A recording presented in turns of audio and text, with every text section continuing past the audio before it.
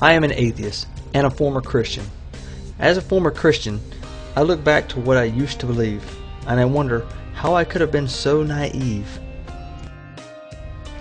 As a Christian, I had very little knowledge about evolutionary biology, physics, geology, and chemistry.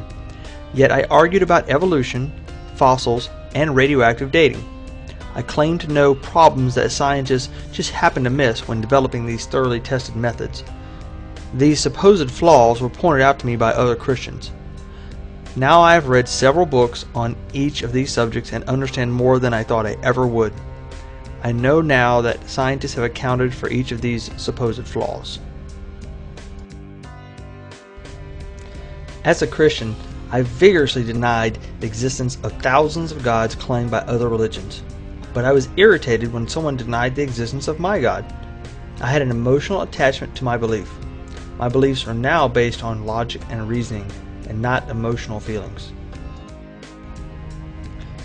As a Christian, I felt insulted and dehumanized when scientists said that humans evolved from other life forms, but I had no problem with the biblical claim that people were created from dirt. I ignored the evidence from millions of scientific tests that pointed to a different theory. Now I study these scientific findings with an open mind. As a Christian, I laughed at polytheists, but I had no problem believing in the Father, Son, and Holy Spirit that are separate yet the same. To me, a Trinity made more sense than multiple gods. Now, I don't believe in any gods. As a Christian, I got upset when I heard of the violence attributed to Islam or any other religion, but not when the bloodshed was committed by my God.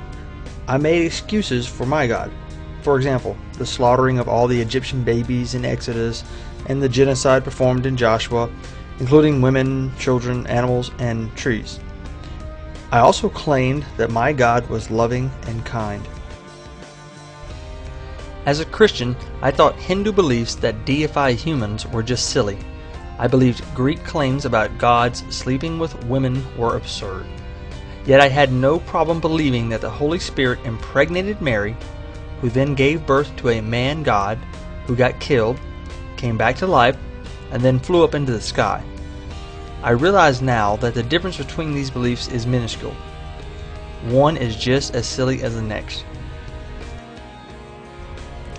As a Christian, I was willing to spend my life looking for loopholes in the scientifically established age of the earth, which is a few billion years old.